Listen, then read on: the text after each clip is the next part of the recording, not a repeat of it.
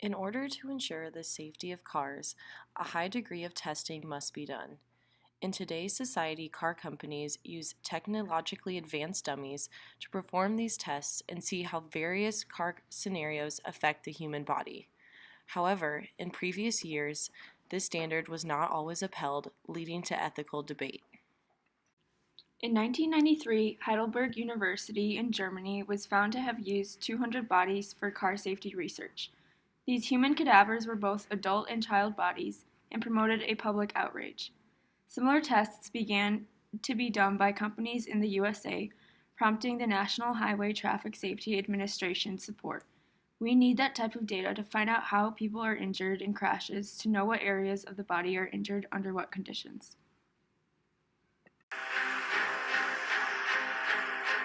So I want to discover just how the dummy has helped turn our cars from deadly to safe.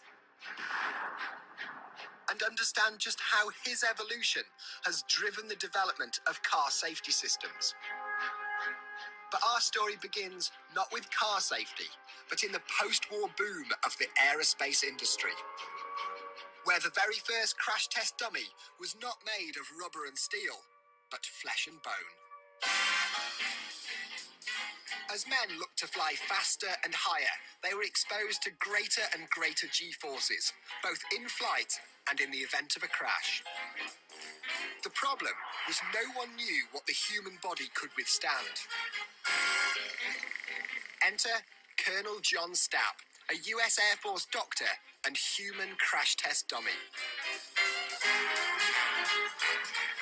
According to most sources, anything above 18G, or 18 times the force of gravity, would prove fatal. But Stapp questioned this conventional wisdom. And to prove his point, he went and strapped himself to a rocket.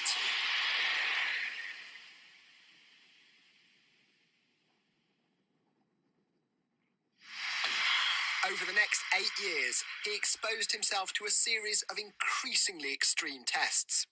Until on December the 10th, 1954, Stapp became not only the fastest man on Earth, but also the fastest stopping too.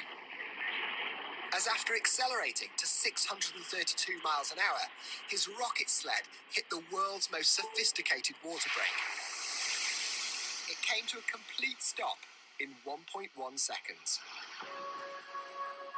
Stapp experienced 46.2 G, the equivalent of a car hitting a wall at 120 miles an hour.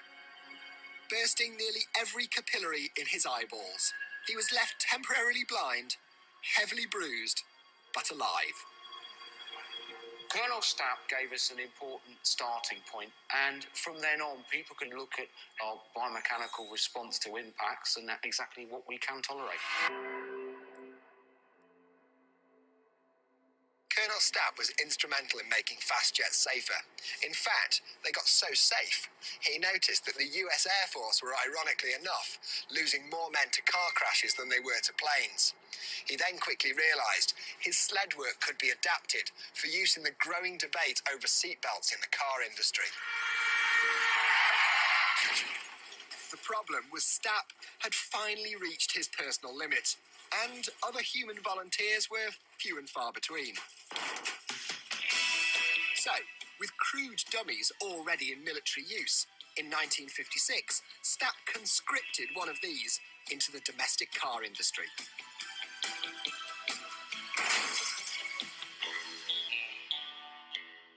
He was called Sierra Sam. Born in 1949, he was named after the Sierra Engineering Company who built him. Weighing in at 200 pounds, he stood upright at 5 foot 10 inches. Built of steel and rubber, he was originally modelled on real US Air Force pilots. They were simply a dummy with movable joints, movable limbs. They were the right height and the right weight. So they may be dropped out of an airplane with a parachute, and the goal of the test was to see if the parachute opened and maybe see if there were any broken parts on the dummy. While Sierra Sam had made pilots' lives safer, his use in the car industry was limited. Although the sight of him ejected from a car crashing provided shocking visual data. His crudely jointed limbs meant he didn't sit in the car like we do. And his inaccurate weight distribution meant when the car crashed, he didn't act like a human occupant. This lack of human-like responses meant his so-called biofidelity was low. Crash dummies need to be designed so they behave the way a human would behave.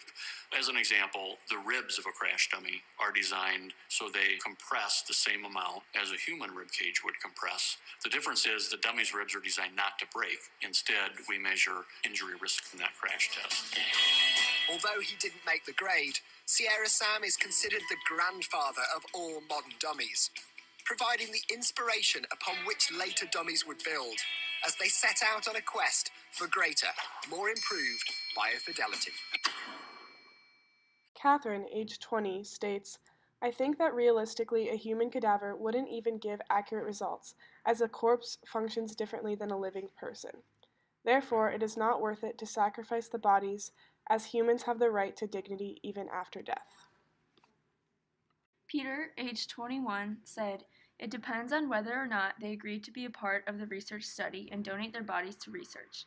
It's advancing the car industry because it provides more safety for future users, which can end up in less crashes or less severe crashes that can cause more deaths.